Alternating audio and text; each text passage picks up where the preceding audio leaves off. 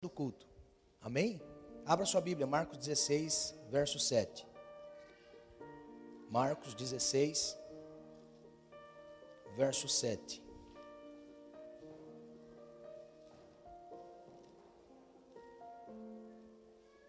Eu sou quem Deus diz que eu sou. Amém?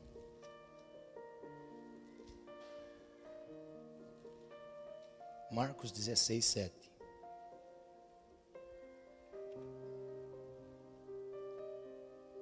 Diz assim: Mas ide, dizei a seus discípulos e a Pedro, que ele vai adiante de vós, para a Galiléia. Ali o vereis, como ele vos disse. Amém? Eu quero que você grave essa palavra assim, ó. Dizei a seus discípulos, mas principalmente eu quero que você grave essa palavra aqui, ó. Dizei a Pedro. Amém? Dizei a Pedro. Então, nessa noite nós vamos entender o amor restaurador de Jesus. O amor restaurador de Jesus. Aquele amor que restaura todas as coisas. Amém? Até a identidade de alguém. Eu não sei se você pegou, mas esse amor, ele restaura até a identidade. Aleluia. Amém? Pode sentar, por favor. Eu gosto dessa palavra restaurador. Eu gosto dessa palavra porque quem trabalha, talvez em algumas áreas, que nem está aqui o nosso irmão Reginaldo, um grande companheiro que nós conhecemos há muito tempo atrás. E agora hoje ele é ovelha desse pasto aqui. E alguém que nós já conhecemos há muito tempo, não é? Nossa família conhece o Reginaldo há muito tempo. Eu não vou dizer o apelido. Alguns conhecem como Madruga, mas não tem nada a ver com o seu Madruga. É porque ele madrugava no serviço, né, Reginaldo? É uma pessoa que nós temos um carinho imenso por ele e sua família. Então quem trabalha num ramo como nós trabalhamos, de recuperar aquilo que foi batido. Antigamente eu tinha uma oficina de automotiva, de funilaria e pintura, e o Reginaldo trabalhava com a gente. Então a gente sempre fazia carro batido, danificado, queimado. O cliente levava um carro e ia buscar outro carro, porque a pintura mudava a estética do carro. E para ir mais a fundo, tem serviço que você praticamente restaura a originalidade do veículo. Então, o carro chega lá tudo arrebentado, podre, tudo amassado, e você restaura. E ele parece como antes. Ele parece como antes, idêntico. Porque um carro que sofre uma colisão, ou é efeito do ferrugem, danificado por mau uso, ele tem um preço lá embaixo. Ninguém quer pagar muito num carro feio. Ninguém quer pagar muito num veículo todo amassado, arranhado. Não é? Então o preço vai lá embaixo. Você paga baratinho num carro desse, todo arrebentado. Aí você paga baratinho num carro desse, você vai lá, recupera o carro, deixa o carro bonitinho, não é? Restaura o carro. O carro vai lá em cima. O preço dele vai lá em cima. Então, com Deus é a mesma coisa. Quando a gente está tudo arrebentado no mundo, o preço é lá embaixo. Ninguém quer saber. Nem o diabo. Mas aí vem o amor restaurador de Jesus. Aleluia. O amor restaurador de Jesus vem lá, dá aquele trato, irmão. Arranca tudo, os ferrugem, tudo aquilo que está desalinhado, Ele passa a alinhar, Ele deixa alinhadinho. Aí Ele coloca para a sociedade, ó, uma outra pessoa, recuperada, restaurada. Ele faz isso com família, faz isso com parente, faz isso com... enfim.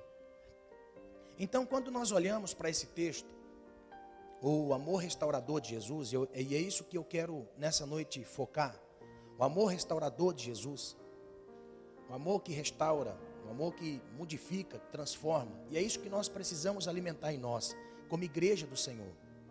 Nós precisamos nos disciplinar. Disciplinar de que jeito? Olhar uma pessoa, muitas vezes a pessoa está sendo vendida tão barata, às vezes a pessoa está sendo vendida para você tão barata, essa pessoa é isso, essa pessoa é aquilo, essa pessoa é aquilo outro. O diabo é tão sujo que ele pega a sucata da pessoa e apresenta a pessoa só como sucata para ninguém querer comprar. Talvez já fizeram isso com você, comigo faz direto. Coloca lá embaixo, te vende baratinho, não é?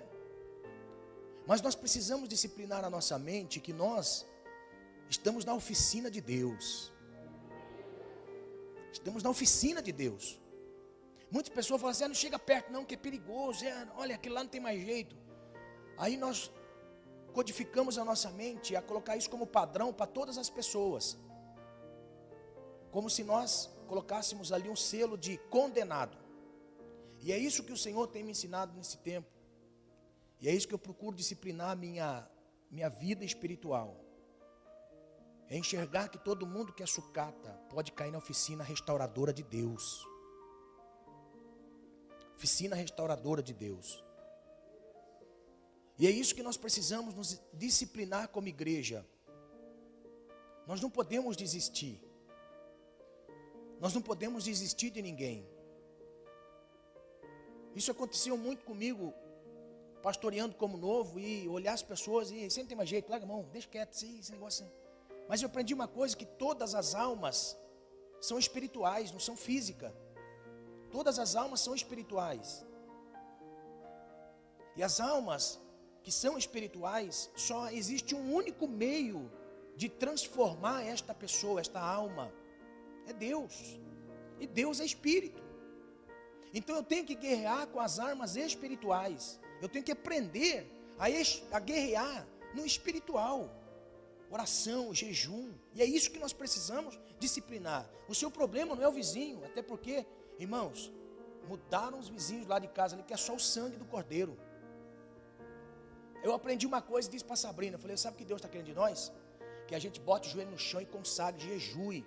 Ou transforme estas pessoas, ou muda essas pessoas na parte de dentro, ou mude elas de ambiente.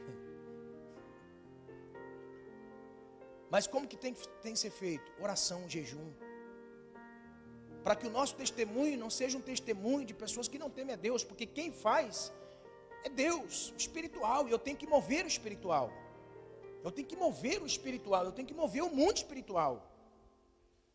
Então, nós precisamos ser inteligentes, ter uma fé inteligente. Nós precisamos ser inteligentes no Senhor. E a sabedoria é algo que não vem de nós. Nós não temos sabedoria. Nós não temos inteligência, nós não temos entendimento. Nós só temos a burrice, nós só temos a ignorância, nós só temos tantas coisas ruins. Nós precisamos alimentar este ser espiritual que é em nós. E Deus quer nos ensinar muitas coisas. Inclusive o que significa o amor de Deus. O amor de Deus. Eu não acredito no amor meloso. Não acredito no amor meloso. Porque muitas pessoas pensam que amor é aquele negócio que é cantado na mídia. O amor do Fábio Júnior casou 10 vezes. O amor da Gretchen 17 vezes. O amor das músicas cantadas, até porque, irmão, as músicas cantadas é terrível. Eu trabalho com pessoas perdidas sem entendimento dessa conexão espiritual. Então você vê lá as músicas, você me traiu, eu vou beber até morrer. Esse negócio todo, trocou por outro, né? Você trocou por outro, mas eu continuo te amando. Esse negócio todo de, sabe, né? Chuva no telhado, vento no portão, e eu aqui nessa solidão.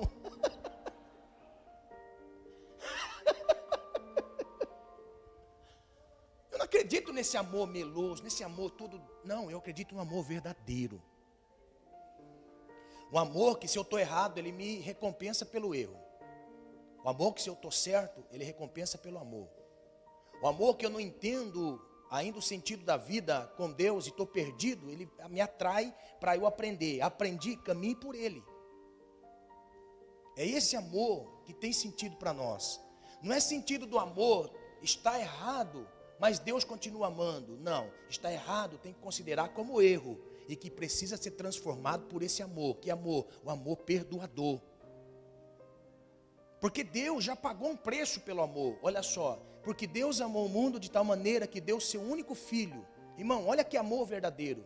Um amor que viu que estava errado, mas ele deu o seu amor revelado no filho, para que todo aquele que nele crê, responsabilidade, que eu entendi o amor de Deus, então eu não quero viver uma vida toda destrambelhada, dizendo que Deus está comigo. Algumas coisas precisam ser entendidas. O amor de Deus, irmão, eu posso dizer assim, o amor de Deus é como o sol. O amor de Deus é como o sol, que reluz e traz calor. Traz luz e calor. Para que esta luz e este calor não consuma o globo terrestre, o que tem no globo terrestre? Uma camada de ozônio que bloqueia a intensidade e a força da luz e do calor. Agora olha só, para que este calor e esta luz não consuma os habitantes da terra, Deus coloca uma película protetora. O amor de Deus é a mesma coisa, irmão. Se o amor de Deus vier com força sobre nós, e no calor da intensidade que Ele é, Ele nos mata de tanto nos amar. Quer ver? Você quer ver? Ó, quando você ama alguém de verdade, aquele sentimento de amor, de completude, de cumplicidade, amor que faz parte de você, aí nós procuramos chegar ao nível desse amor, amor de pai, amor de mãe, que é falível, mas porém é um dos amores mais relevantes nesta vida. Você pode ver uma criança, quando o pai e a mãe abraçam, que ama tanto, chega até a sufocar quase a criança, não é? Se Deus nos amasse da forma que Ele é, Ele nos mata. Agora, por que Ele nos mata? Por que Ele não nos mata? Porque tem uma camada protetora chamada misericórdia. Que esta é a causa de nós não sermos consumidos. É a misericórdia de Deus. Que é isso? Deus nos ama tanto que Ele não quer ver a gente andando errado, fazendo coisas erradas. Ele não quer que a gente coloque Ele em segundo lugar. Então, se Ele vem com amor, Ele nos mata. Mas a misericórdia é a causa de não sermos consumidos. Ou seja, Deus sabe que depois desta vida destrambelhada que está vivendo, vem uma pessoa que realmente vai amar a Deus. Vai amar ao Senhor com amor recíproco, com amor verdadeiro. Então, nesse texto, a Bíblia mostra para nós a vida de um homem chamado Pedro. Pedro talvez seja o mais humano de todos os discípulos de Jesus. Um dos mais humanos. Um dos que tinha uma vida mais assemelhada à nossa. A Bíblia mostra para nós que Pedro caminhou com Jesus. E a história de Pedro nos move de forma a entender que não é posição. Deus não estava preocupado com a posição, porque talvez uma das pessoas mais simples dentre os discípulos eram os pescadores. Você pode observar, dentre os 12, os mais simples eram os 4 pescadores. Eram as 2 famílias, família de Pedro e família de João. Eram os mais simples. Então o que nos chama a atenção é que o que atrai a Jesus não é uma posição social, mas é um coração moldável. É um coração que está disposto a ser moldado, ou está acessível à mudança. Então, quando eu olho para a vida de Pedro, eu vejo Pedro como uma pessoa que nos inspira. Por quê? Porque Pedro nunca quis errar, mas em vários momentos Pedro erra. Vários momentos. Pedro nunca quis errar, Pedro sempre quis acertar e sempre quis mostrar para Jesus que ele era capaz de fazer o certo. É por isso que Pedro se assemelha a nós, de forma mais humana. Porque nós sempre temos aquele entendimento de que apresentar sempre o melhor para Deus, sempre o melhor, mesmo Deus sabendo que nós não somos aquilo que nós queremos ser. E aqui está um segredo. Porque Pedro, sendo humano, e ele querendo sempre acertar e mostrar sempre o lado espiritual, sempre o lado bom das coisas, Jesus sabia que ele não era capaz de honrar ao Senhor. Jesus sabia que Pedro não tinha capacidade de permanecer na mesma posição. Porque uma coisa são os lábios dizerem, a outra coisa é o coração dizer. Aprenda isso. Uma coisa é você dizer com os lábios, a outra coisa é você dizer com o coração, com o entendimento, com a razão, com a vida de convicção espiritual. Uma coisa é você dizer com os lábios, eu amo ao Senhor, a outra coisa é o seu coração expressar na vida diária o quanto você ama ao Senhor. E Pedro, ele era comum nisso. Pedro era comum nisso. Pedro mostrava a vida espiritual com os lábios, mas as suas atitudes não amavam ao Senhor em dados momentos. No entanto, que abriu brecha na vida de Pedro para que Pedro tivesse esse entendimento de que eu preciso calcular mais aquilo que eu vou dizer. Tem pessoas que falam assim, eu vou servir a Deus. Não, agora eu estou servindo a Deus, mas de repente já não está mais servindo a Deus. Não, eu vou fazer tal coisa, mas quando você vê, já não está fazendo tal coisa. Então, Pedro se assemelha a nós pelo poder do impulso da palavra, mas o coração não consegue acompanhar a mesma velocidade que as palavras estão indo. A vida diária, muitas vezes, não acompanha aquilo que nós falamos. E aqui nós temos um Deus que sabe que muito mais veloz do que as palavras tem que ser a intenção do coração. A intenção do nosso coração. Mas mesmo Deus conhecendo, mesmo Jesus conhecendo a vida de Pedro, e sabendo que Pedro não condizia com aquilo que falava, pelas suas atitudes, Jesus, ele sabia que Pedro tinha um coração que era moldável. Era moldável. Não adianta nós sermos intelectuais e ser espertos e ser inteligentes em algumas coisas, mas ter um coração igual de Judas. Ter um coração igual de Judas. Por quê? Porque o coração de Pedro era um coração moldável, que o arrependimento podia moldar o coração, mas o coração de Judas não era moldável. Judas era um homem de cerviz dura. Judas era um homem que não se curvava diante da sua posição e daquilo que ele precisava de mudança. Isso é Judas. No entanto que Judas, ele reconhece a intenção do seu coração, mas ele não consegue mudar o seu coração para Deus. Então, já que eu não consigo mudar, eu prefiro me matar. Então, a maioria das pessoas que chega a esse nível de entendimento, eu vou acabar com a minha vida, eu vou me matar, é porque não se curva diante da misericórdia de Deus. E nós precisamos aprender que a misericórdia de Deus, a misericórdia do Senhor, ela conhece a cada um de nós pelo lado de dentro. E o amor dele que está sendo protegido pela misericórdia, sabe que nós não somos perfeitos. Que nós precisamos ser moldados pelo Senhor. E feliz é aquele que está, irmãos, sendo moldado por Deus. E uma das atitudes maravilhosas, eu vejo isso aonde? Eu vejo em Jeremias. A Bíblia vai mostrar para nós que Deus fala para Jeremias, desce a casa do oleiro, porque lá eu vou mostrar algumas coisas para você. E Jeremias vê o oleiro mexendo, e de repente aquele vaso se quebra. Mas olha só, o vaso estava num processo, passou pela escolha, passou pela preparação, passou pela medida e pesagem. Porque você vai fazer um vaso, você não pode colocar um barro acima do que você tem expectativa de fazer o vaso. Eu vou colocar uma massa grande na máquina, mas eu vou utilizar só um pouquinho. Não, então se você vai fazer um vaso pequeno, você faz um vaso pequenininho, pega um pouquinho de massa, um pouquinho de barro e coloca na máquina. e faz um vaso pequeno. Você vai fazer um vaso grande? Então olha só, Deus mostrou para Jeremias, Deus mostrou a separação, o cuidado, sabendo quem é que estava ali. E a Bíblia diz que aquele vaso que o oleiro estava fazendo quebrou na mão do oleiro. É isso que é maravilhoso. É saber que está sendo moldado pelo Senhor, mas está na mão do oleiro. E um coração moldável é aquele que descobre, é aquele que entende que ele precisa cada dia ser moldado pelo Senhor.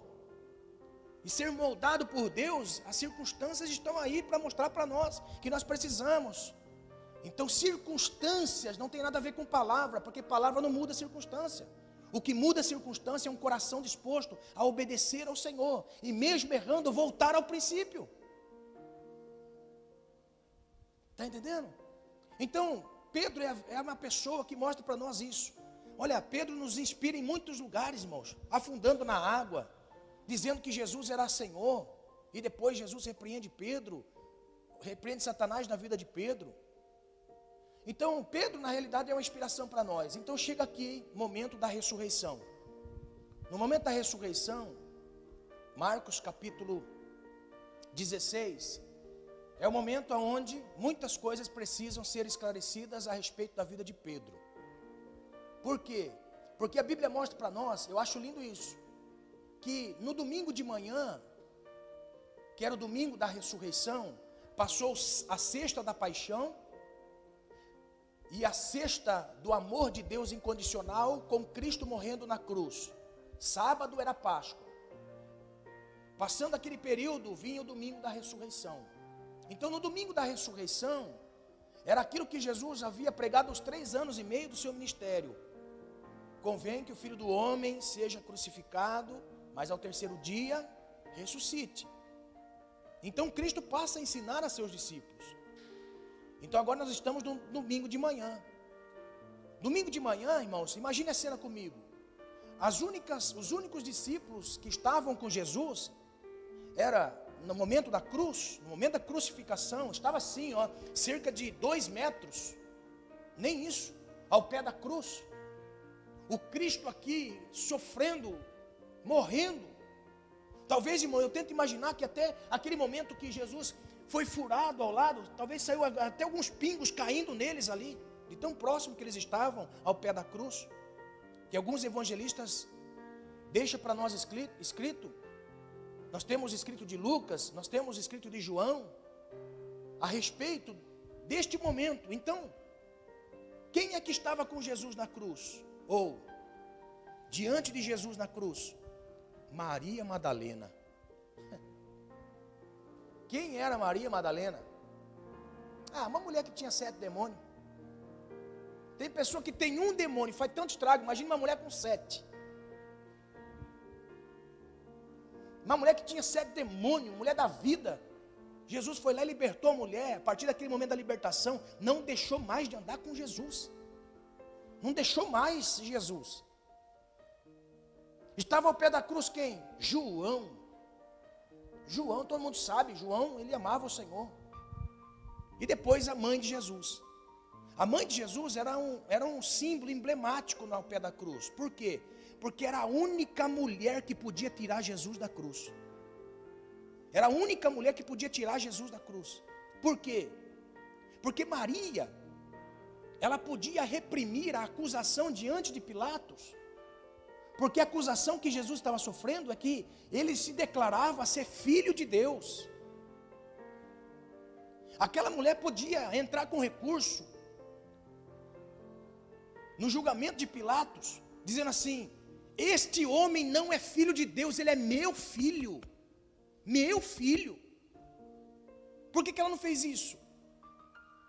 Porque desde quando Jesus, com 12 anos de idade, começa a dar indícios do propósito do Pai. Imagine Jesus, Jesus indo junto com José e Maria para o dia do Yom Kippur de Jesus, que era o dia onde Jesus iria recitar os 5 primeiros livros de Moisés.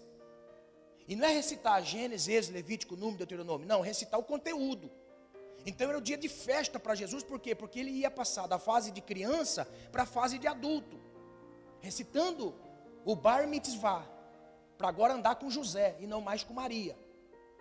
Eles vão para aquele dia de festa, passa 7 dias, e a Bíblia diz, irmãos, que acabados os 7 dias, eles vão embora junto com a romagem, ou com aquele grupo que fizeram romaria para chegar até Jerusalém, e agora eles iam de volta para casa embora. Juntos no maior número de pessoas, por quê? Porque havia muitos bandidos na época, então eles sempre andavam em grupos quando iam para Jerusalém. Agora você imagine, o grupo das mulheres à frente, o grupo dos homens atrás, salmodiando, cantando ao Senhor. Do Salmo 120 ao 134, era o cântico de romagem, onde eles iam cantando e salmodiando ao Senhor. Agora olha só, passou 3 dias de viagem, Maria chega para José e fala assim: José, cadê Jesus? Maria, eu pensava que estava com você, mas José, ele acabou de fazer o bar mitzvah, parecido com alguns pais, ó. Mas José, ele acabou de fazer o bar mitzvah, ele não anda mais com as mulheres, agora ele anda com os homens. Ele já não é mais criança, agora ele já é um jovenzinho. Eu pensava que estava com você, ô cabeça dura. Não é? Que fizeram José e Maria? Vamos voltar para Jerusalém. Chegou lá, onde Jesus estava? Jesus estava no templo, ensinando doutores. Olha só, e como que chega a mãe Maria, toda descabelada? Onde você estava, menino? Imagina, irmão, o filho some em 3 dias de viagem, não dá conta do menino.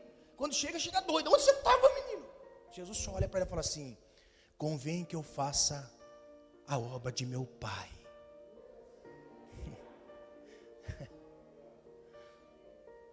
Quando Jesus diz isso, convém que eu faça a obra de meu pai, tem uma palavra que me chama a atenção. Diz assim: Maria, ouvindo aquelas palavras, guardou tudo no coração. Em outros momentos, Jesus fez a mesma coisa, e a Bíblia diz que Maria fez o quê? Guardava tudo no coração. Por quê?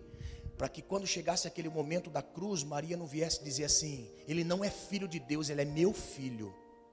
Então tudo que ela guardou no coração, no decorrer da vida de Jesus, ela estava colocando em prática naquele momento da cruz. O que levou meu filho a morrer foi o propósito do pai dele. Foi o propósito do pai dele. Então ela guardou no coração. Então quem estava ao pé da cruz? Maria Madalena, João e Maria. Agora olha só que interessante, Jesus morre, colocam Jesus na sepultura. 3º dia, Jesus não estava mais na sepultura e elas não sabiam. Quem sai correndo? Maria Madalena e Maria. Elas saem correndo desembestada para o sepulcro. Quando chega lá, a pedra estava removida. Quando elas olham à volta, um diz que era um jardineiro, o outro diz que era um anjo. E eu acredito nesta teofania, manifestação de Deus. Eu acredito nessa revelação de Deus, mundo espiritual. Até porque anjos são mensageiros de Deus. Se você encontrar com um anjo de Deus, pode ser que ele não tenha aparência. Talvez você pode encontrar com um anjo de Deus, ele parecer com um jardineiro. Talvez você talvez você pode estar na sua casa lá, de repente alguém toca na campainha. Se olha pela janela e fala assim: vem pedir comida. Está entendendo? Pode o anjo não ter asa, como nós esperamos que tenha. Pode ser que o anjo não seja resplandecente. Pode ser que tenha apenas a fisionomia de um jardineiro.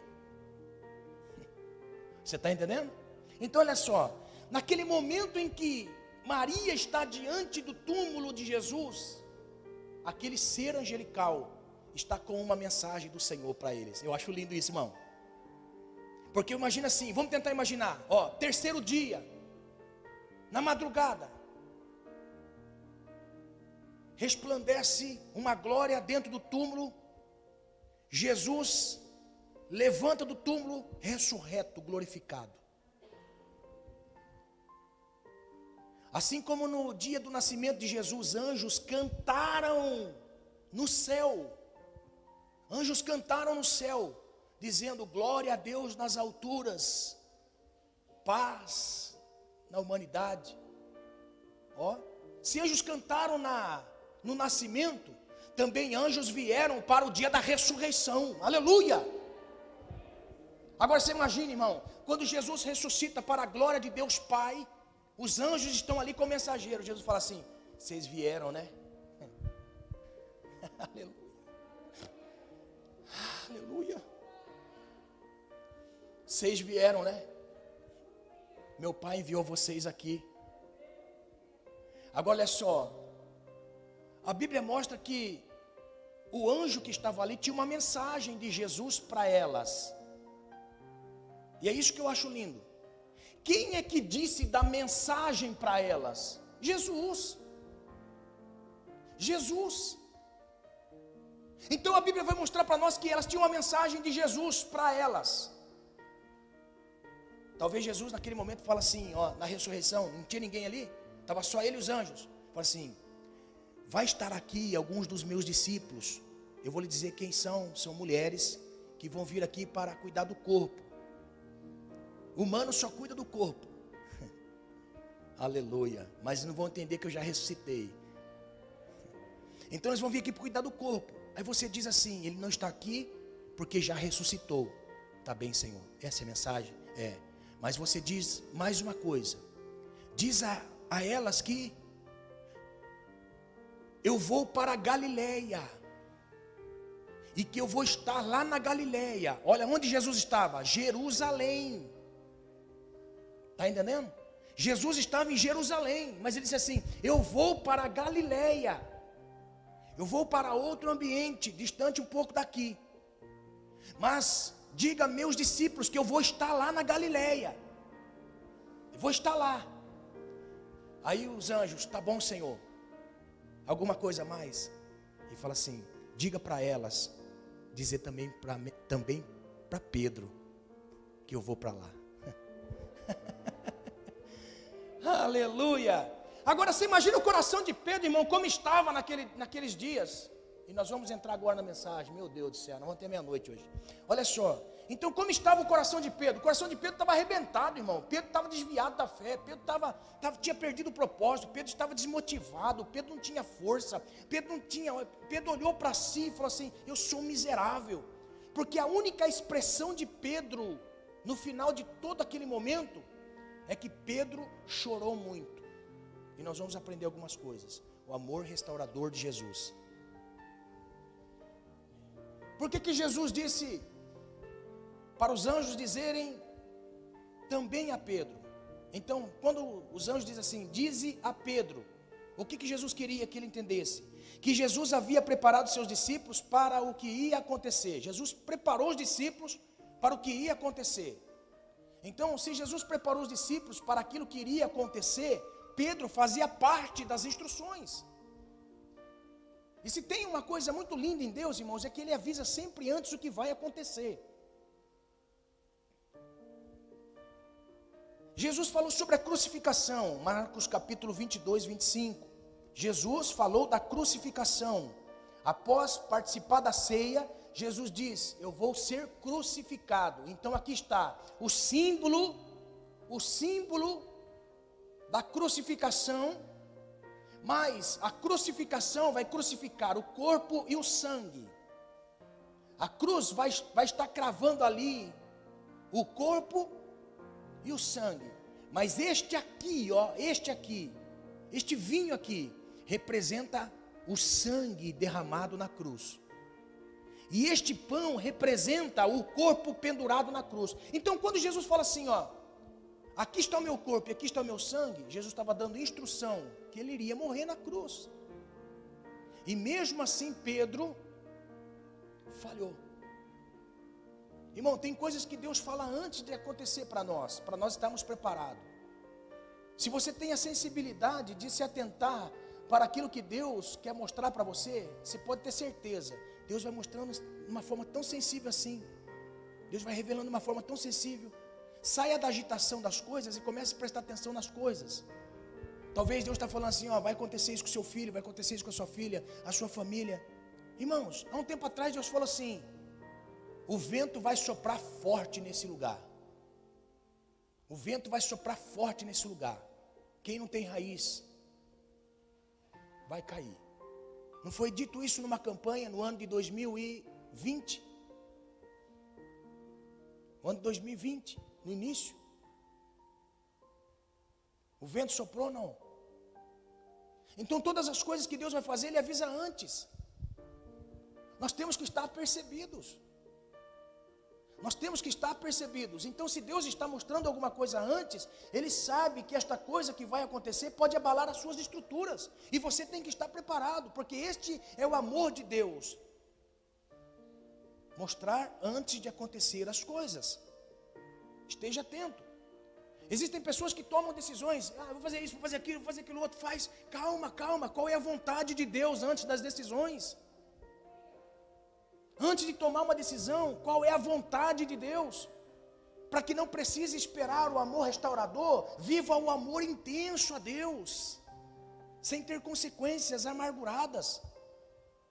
Jesus avisou antes do que? Da crucificação, da perseguição. Marcos 14, 27, e disse-lhe Jesus: todos vós esta noite vos escandalizareis em mim, porque escrito está: ferirei o pastor e as ovelhas dispersarão. O que Jesus disse na ceia? Jesus disse assim: esse momento onde o pastor vai ser ferido, todos vocês vão se escandalizar em mim. Quem é que estava no momento da cruz? 3 discípulos, eu posso dizer, um discípulo e 2 discípulas do Senhor. Aonde estava o resto? Todos foram escandalizados. Por quê? Porque Jesus era o Filho de Deus, mas está na cruz vertendo sangue, está lá preso. Este é o nosso Senhor, está abatido na cruz. É assim que a casa de muitas pessoas estão, abatidos. O Jesus Cristo, prisioneiro ainda da cruz, está lá com aquele semblante desfigurado na cruz. E a sensação que eles tinham é: perderam o Senhor. Então Jesus disse: olha, tome cuidado, porque o pastor vai ser ferido e as ovelhas vão se escandalizar pelo momento que o pastor está passando. Quantas pessoas se escandalizam pelas coisas sem entender? Viva o amor intenso de Deus. Você tem que viver o amor intenso de Deus. Você, particular, você é o amor intenso do Senhor, independente de pessoas, de quem está à sua volta. É o amor incondicional de pessoas, o amor a Deus. Jesus disse a respeito da perseguição e também da ressurreição. Jesus falou: mas depois que houver ressuscitado, irei adiante de vós para a Galileia. Olha só. Então, quando nós olhamos para Pedro naquele momento, Pedro já tinha sido orientado pelo Senhor, já tinha sido catequizado pelo Senhor, já tinha sido revelado pelo Senhor. Permaneça firme, por quê? Porque estas coisas vão acontecer. E Pedro o que fez? Pedro descambou para um canto, para um lado que não era para ele viver. Então, o que nós precisamos aprender com o momento de Pedro? Aleluia. O que é que nós precisamos aprender com Pedro? Pedro precisava saber que havia sido perdoado. Pedro precisava saber que havia sido perdoado pelo Senhor. Agora, perdoado de quê? Olha o que Pedro faz. O fracasso de Pedro não começou a partir do momento que ele nega ao Senhor.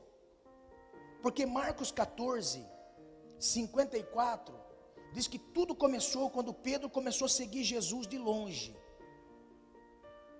Pedro começou a seguir Jesus de longe. Então o verso 54 diz: e Pedro seguiu de longe até o pátio do sumo sacerdote.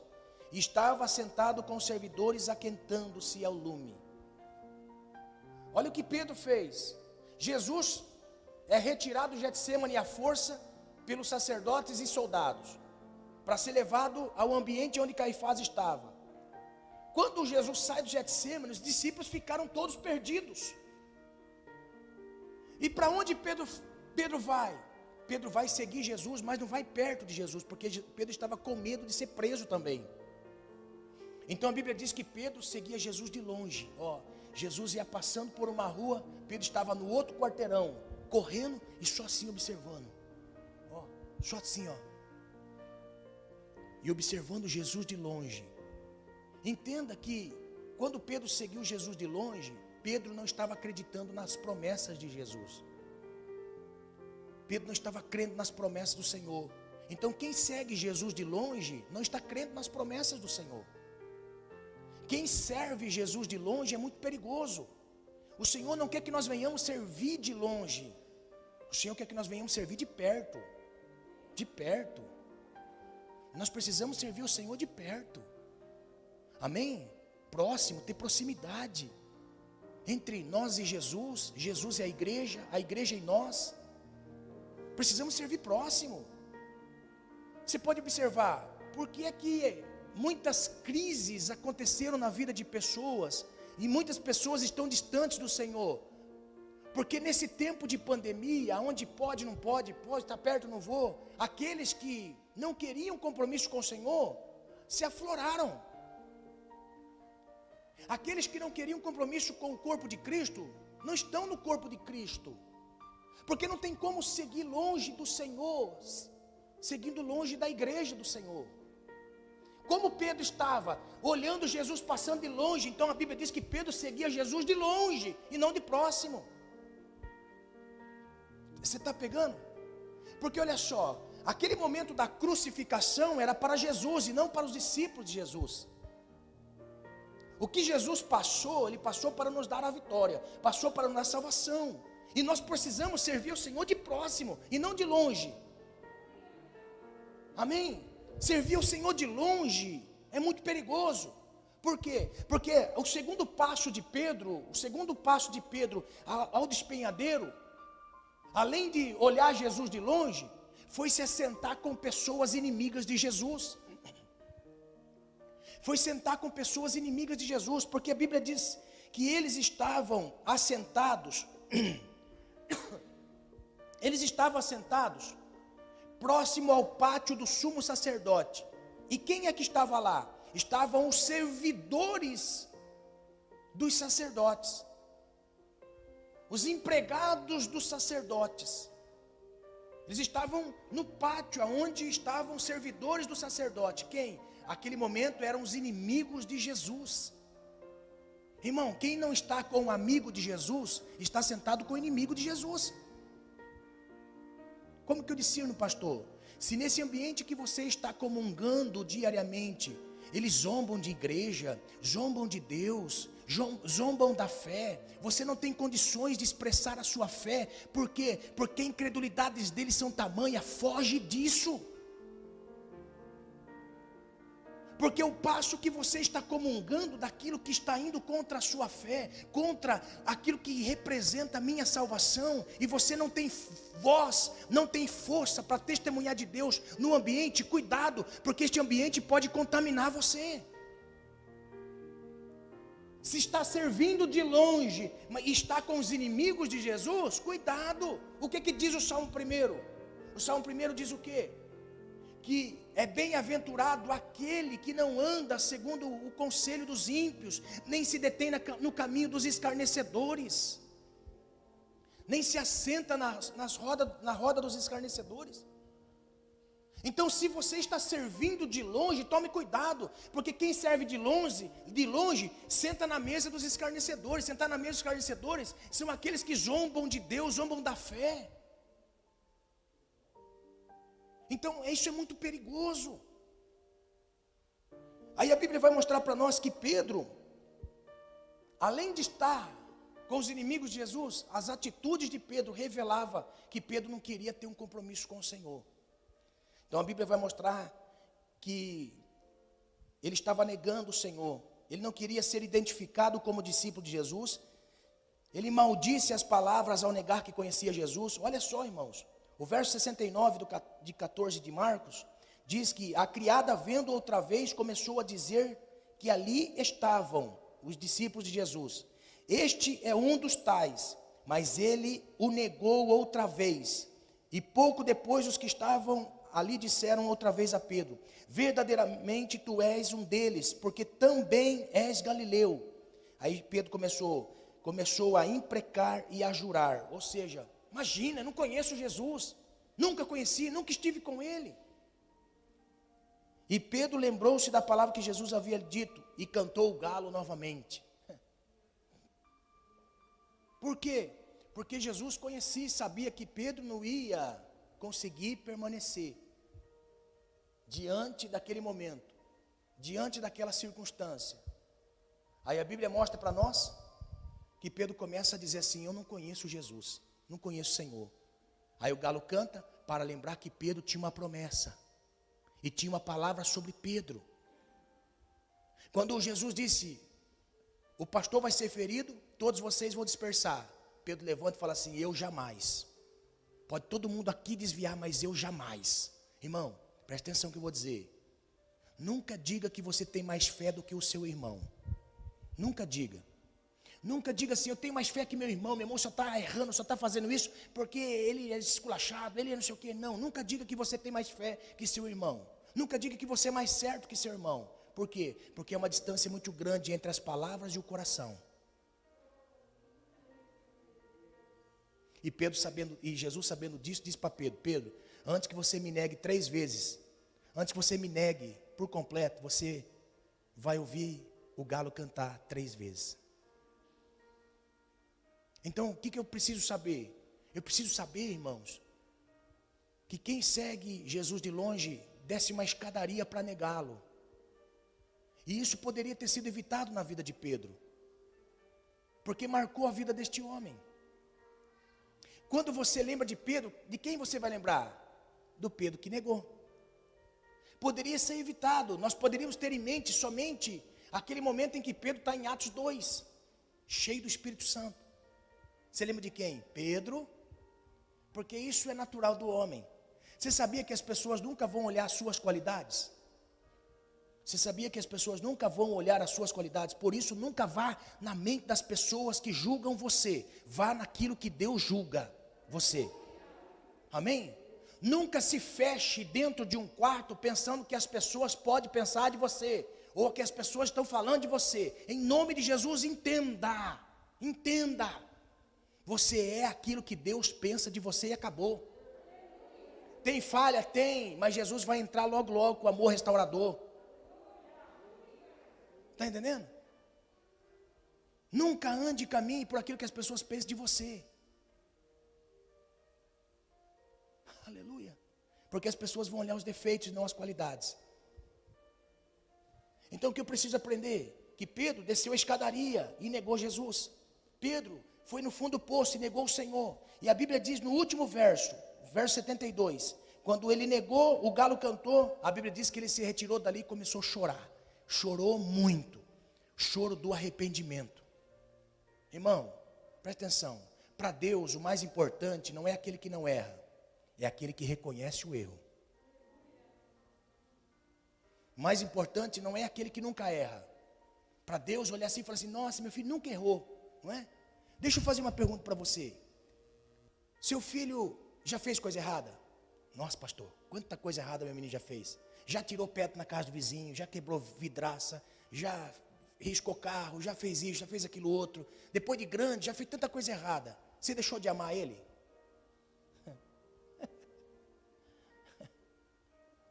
Você está entendendo? Assim é Deus. Assim é o Senhor. O que Ele quer mostrar para nós não é importante não errar, o importante é reconhecer o erro. Porque Pedro negou Jesus, como também os outros errou. E a Bíblia deixou bem claro aqui, que Marcos registrou, que ele chorou muito. Então quando acontece de Jesus ressuscitar, ele diz assim: diga aos discípulos que Jesus vai para Galileia, mas dize também a Pedro. Por quê? Porque só o Senhor sabia o que Pedro estava passando naquele momento. Só o Senhor sabia o que estava acontecendo no coração de Pedro. E eu quero dizer nessa noite, o amor restaurador de Jesus é tão maravilhoso, que Ele sabe que nós sem o poder do Espírito Santo não somos nada. Nós sem o poder do Espírito Santo não somos nada. Irmãos, eu sem o poder do Espírito Santo não sou nada. Eu só estou aqui pelo poder do Espírito Santo de Deus. Está entendendo? Se coloque de pé, eu quero encerrar com uma palavra.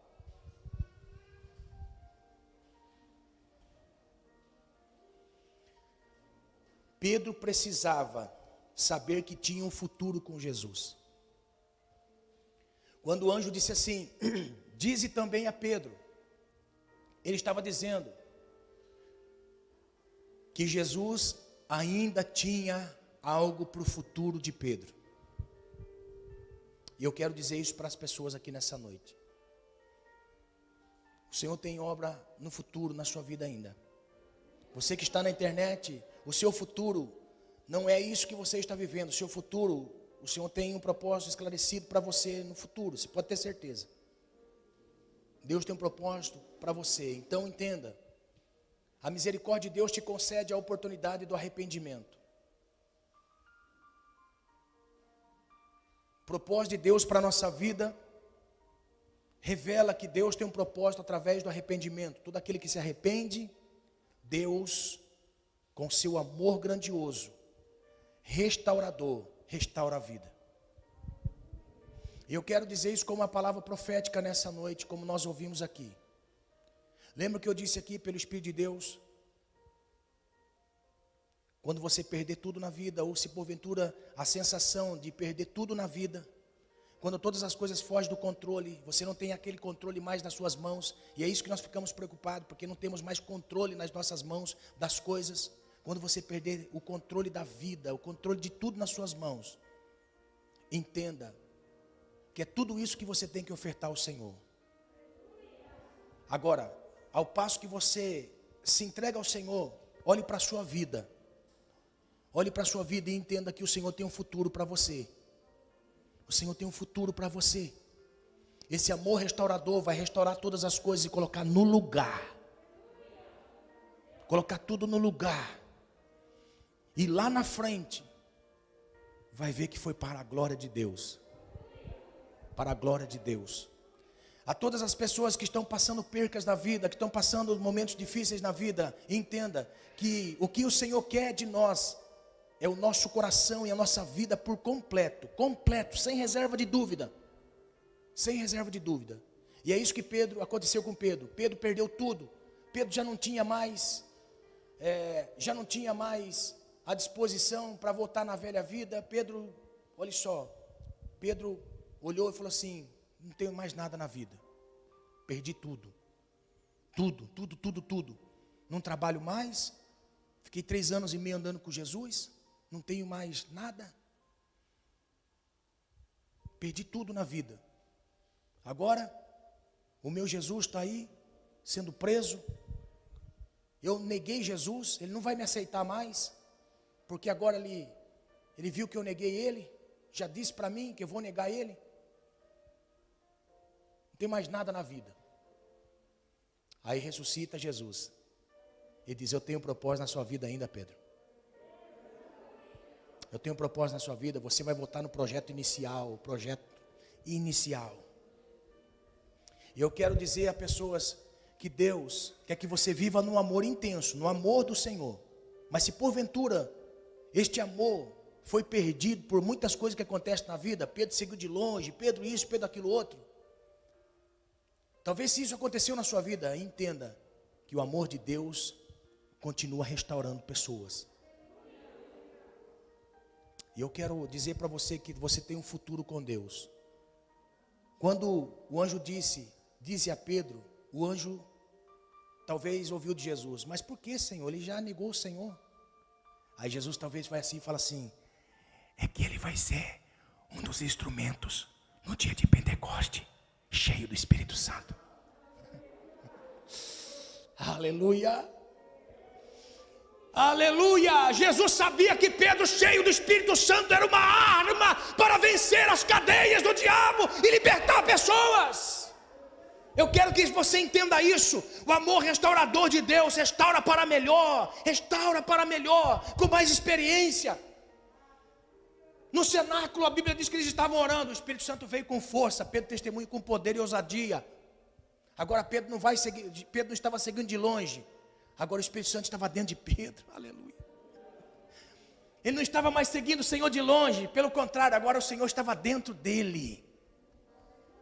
E é isso que eu quero que você tenha, experiências com o Senhor dentro de você. Meu irmão, em nome de Jesus, entenda, vai acabar todos os seus mimimis quando você deixar de servir de longe e o Espírito Santo começar a tocar você, acordar você de madrugada, a você estar orando em línguas de madrugada, a você estar orando e chorando na presença de Deus.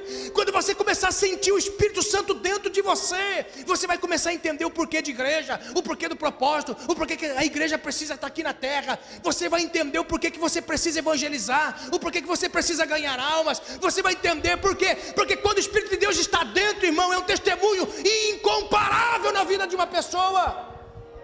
Aleluia. Quando você começar a sentir o Espírito Santo dentro de você, aleluia, um amor restaurador, aquele que restaura e te coloca, te inflama, irmão, te inflama. Peça para o Senhor inflamar seu coração, inflamar de tal forma que você esteja fervoroso no Senhor, fervorosa no Senhor. Você só vai conseguir vencer os seus traumas, as suas deficiências de entendimento concernente à igreja. Você vai conseguir vencer seus medos, quando você for cheio do Espírito Santo de Deus. Peça para o Senhor te encher do Espírito. Você já pediu para o Senhor te encher do Espírito? Um homem chamado Saul, a Bíblia diz assim, ele foi caçar as ovelhas de seu pai, se perde no caminho, não acha nem os animais de seu pai. Mas ele fala assim, alguém fala assim, olha, tem a casa de um profeta aqui, vamos lá, vamos. Ele foi na casa do profeta Samuel. Deus já tomou Samuel, já mostrou para ele o que Deus tinha na vida dele. Você vai e desce por esse caminho, anda por aqui, você vai encontrar um lugar, ali vai ter um grupo de pessoas orando, comece a orar junto com eles. Aí a Bíblia diz que ele foi seguindo, tentando achar jumentos, não achou a casa do profeta, o profeta conduziu ele. Ele foi, chegou no ambiente de uma casinha, uma tapera pequenininha de madeira, tinha um monte de gente orando, tinha um monte de jovem orando. Ei, irmão, como eu gosto dessas coisas. Tinha um monte de jovem orando, irmão, orando. De repente Saul entra na casa, começa a orar com ele. A Bíblia diz assim, que o Espírito Santo de Deus veio com força em Saul e o transformou em um novo homem. E Deus começa a usar ele para ser rei de Israel. Está entendendo? Então, em nome de Jesus, entenda, se enche do Espírito Santo, deixa Deus te encher do Espírito Santo, deixa Ele te encher. Sai da razão e se lança no propósito do Senhor. Você sabe que quando eu fui para a igreja, deixa eu contar um testemunho. Você sabe que quando eu fui para a igreja, um jovem que me evangelizou, meu pai na fé, ele disse assim, Fernando, vai para a igreja, se Deus não falar com você, você não precisa mais não. Se Deus não falar com você, você não precisa mais na igreja não. Irmão, ele tinha tanta convicção de que Deus ia falar comigo, que ele disse, se você não ouvir Deus, você não precisa nem ir na igreja mais. O dia que eu fui na igreja, eu ouvi Deus. Estou até hoje, meio aos trancos e barrancos, meio na busca e na perca, mesmo na alegria e na tristeza, estamos até hoje. Agora olha só, a convicção com que aquele meu pai na fé disse para mim, eu digo para você nessa noite, se você buscar ao Senhor e não se encher do Espírito Santo, não precisa buscar mais não. Se você começar a negar as novelas, as coisas promíscuas, aquilo que você ouve, aquilo que você vê, amizades, você começar a colocar Deus em primeiro lugar na sua vida, através de uma oração, devoção, semanal, coloque diária, no dia, viva a semana, estabeleça metas na sua vida de oração, entra no seu quarto, fecha lá a sua porta. Se Deus não começar a mudar coisas na sua vida, para de servir esse Deus. Se não começar a mudar nada na sua vida, eu paro de pregar o Evangelho. Se não começar a mudar nada na sua vida, eu paro de pregar o Evangelho, porque é tudo mentira. Se você começar a se dedicar ao Senhor, se consagrar ao Senhor e buscar o Senhor, e nada acontecer na sua vida, para de servir a Deus. Eu desafio você. Se você começar a regrar o Senhor na sua vida, você começar a colocar Deus em primeiro lugar, você começar a orar, você começar a buscar o Senhor, você começar a se entregar ao Senhor e nada acontecer na sua vida, irmão, para de servir esse Deus que é mentira. Ninguém consegue ver nada de Deus porque vive de uma maneira que Deus não existisse. Deus muitas vezes parece assim, Deus parece Deus parece cartomante para muitos. Deus parece cartomante. E os filhos dele ali, tudo chefe de cartomante. Está com problema? Vou para o cartomante. Vou ver o que está acontecendo na minha vida. Vai, fala. Ai, pastor, tem uma igreja, pastor, que o pastor fala até o CPF. Porcaria nenhuma. Se ir na igreja para ouvir que profeta revela CPF, irmão. Dá licença. Está entendendo? Muitas pessoas pensam que o Senhor é santo casamenteiro. Vai na igreja só para arrumar marido, arrumar esposa. Pensa que o Senhor é agente bancário. Vai na igreja só para pedir dinheiro.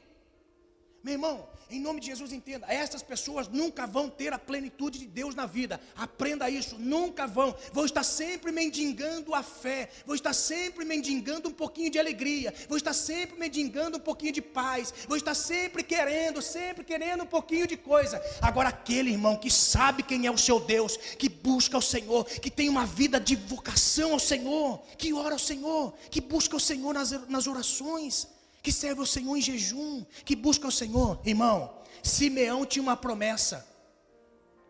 Aprenda, Simeão tinha uma promessa de Deus, que ele não ia morrer sem antes ver o Cristo de Deus. Agora você imagine, ele recebeu esta profecia, irmão, ele estava na juventude ainda. Passou os anos na vida dele, ele estava na velhice.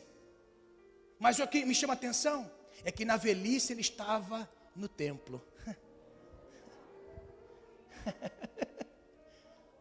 Mesmo não recebendo aquilo que Deus havia prometido, no ano seguinte, no outro ano, ele não perdeu a fé. Por quê? Porque a Bíblia diz que ele era um sacerdote já velhinho. Ele estava sentado no templo, ali, tinha feito serviço sacerdotal, tirado a borra debaixo do candelabro para colocar óleo, azeite novo, tinha limpado a casa de Deus, os pães tinha trocado, tudo preparadinho. Aí ele estava sentado no templo.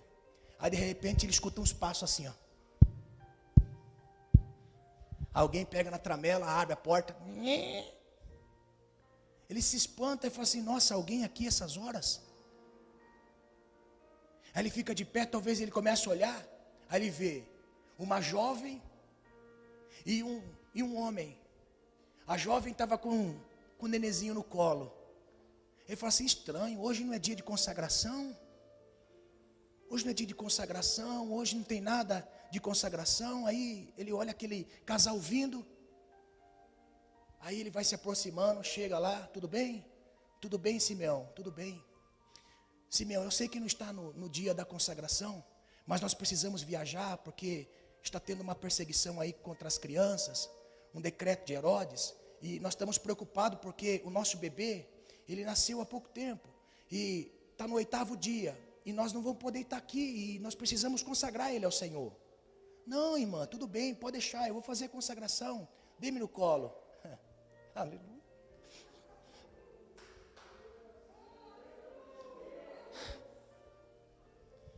Ele pega a criança no colo, ele olha para aquela criança, descobre o rostinho, aquela criança dá um sorriso, o Espírito de Deus que estava naquela criança impulsiona o seu espírito a começar a orar, Ele olha para o pai, olha para a mãe, olha para a criança e diz assim: Senhor, o Senhor pode fazer descansar o teu servo, porque os meus olhos já viram a tua salvação. Agora, preste atenção. Alguém que viveu uma vida inteira sem ver a promessa cumprida na vida, e mesmo assim não abandonou a fé. Você está entendendo? Mas permaneceu na fé, no propósito, com o coração desejoso do mesmo jeito, cuidando da casa de Deus, servindo pessoas. Pode descansar o teu servo, porque os meus olhos já viram a salvação. Está aqui quem vai colocar o machado na raiz. Aleluia. Então o que eu quero dizer com isso? Esteja cheio do Espírito Santo de Deus. Muitas vezes ser cheio do Espírito Santo de Deus não é falar línguas, não é profetizar, mas é permanecer com a mesma alegria da salvação quando entregou a vida ao Senhor. Passando o que passando, mas servindo ao Senhor, servindo a Deus. mesmo passando por problemas e dificuldades, talvez até tropeçando como Pedro, mas o amor restaurador do Senhor vai atrás de você. Vai atrás de você. E eu quero profetizar nessa noite, essa palavra profética que veio aqui, que o amor restaurador de Deus restaure a sua casa, restaure a sua vida espiritual, restaure a sua fé, restaure seu ânimo, restaure a sua força, que venha com poder sobre a sua vida e te transforme no novo homem, numa nova mulher, que o Espírito Santo de Deus venha com força sobre a sua vida e te encha de tal forma que você não vá mais murmurar de Deus, reclamar de Deus. Pelo contrário, você vai dizer: o Senhor é Deus na minha vida. Você vai envergonhar o mal com estas palavras. Você vai continuar servindo ao Senhor para o resto da sua vida, porque o amor restaurador de Deus virá com força sobre a sua vida. Seja cheio do Espírito Santo. Receba o Espírito Santo. Receba o Espírito Santo. Receba o Espírito Santo com poder sobre a sua vida. Seja batizado no Espírito Santo. Que esta palavra venha te impulsionar a servir ao Senhor melhor. Que esta palavra venha te impulsionar a ver a grandeza de Deus na sua vida, em nome do Senhor Jesus. Que venha restaurar tudo aquilo que foi derrubado, caído, que venha restaurar em nome do Senhor Jesus. Que este amor incondicional venha mover sobre a sua vida e te encher do Espírito Santo de Deus. Aleluia. Ao terminar este culto, vá para o seu quarto, vai orar, vai buscar a Deus. Acorde pela madrugada, busque ao Senhor, busque a Deus. Eu creio que Deus vai te colocar um desejo novo. O céu está dentro de você, e se o céu está dentro de você, você está sendo alimentado por uma comida do céu, e o céu vai se mover em você, e você vai mover a terra, em nome do Senhor Jesus Cristo. Aleluia. Só aqueles que acreditam, abra a mão. Senhor, eu ministrei a tua palavra, e com ousadia, Senhor, disse a este povo que está aqui na igreja e a este povo que está na internet: se esta pessoa começar a se separar para o Senhor, não mais viver ao modo do mundo, de forma a envergonhar o nome do Senhor, se esta pessoa começar a se separar, esta pessoa começar a se consagrar ao Senhor, esta pessoa começar a orar ao Senhor, esta pessoa começar, meu Deus, a viver no Senhor, que todas estas mazelas, Pai querido, como eu disse nessa noite, venham cair por terra, e que o Espírito do Senhor comece a se apossar da mente desta pessoa, do coração desta pessoa, a tal ponto que as pessoas venham olhar e dizer: esta pessoa está fanática, esta pessoa não dá mais para conversar. Senhor, quando eles ouvirem isso, Senhor, daqueles que estão à sua volta, que o Senhor possa enchê-los, usá-los, Pai querido, de tal forma que as pessoas se convertam através do seu testemunho. Senhor, em nome de Jesus, eu ministrei isso com ousadia, Senhor, com a ousadia que a palavra do Senhor nos ensina, para confrontar o pecado e o pecador. Há uma mudança, a transformação. Senhor, em nome de Jesus, restaura na mente desta pessoa os sonhos, o desejo, a vontade, a força de servir ao Senhor, cheio do Espírito Santo de Deus. Se você acredita, está nas suas mãos o poder da decisão, está nas suas mãos o poder de decidir o seu futuro, está nas suas mãos. Nós ouvimos nesta noite pelo Salmo 81, que o Senhor, Ele tem uma disposição em nos abençoar, mas depende de nós buscarmos ao Senhor. Assim como Deus disse: se as minhas ovelhas, se meu povo ouvir a minha voz, então eu vou alimentar eles com um trigo mais fino e com o mel saído da rocha. Se você acredita nisso, está nas suas mãos o poder de decisão. Está nas suas mãos o poder de decisão. Você acredita nisso? Ao passo que você começar a dar ao Senhor, em direção a Ele, também seja na sua vida a glória do Senhor manifesto. Coloque Deus em primeiro lugar na sua vida, porque Deus vai fazer coisas que Ele nunca fez na sua vida. Você acredita nisso? Aplauda ao Senhor em nome de Jesus.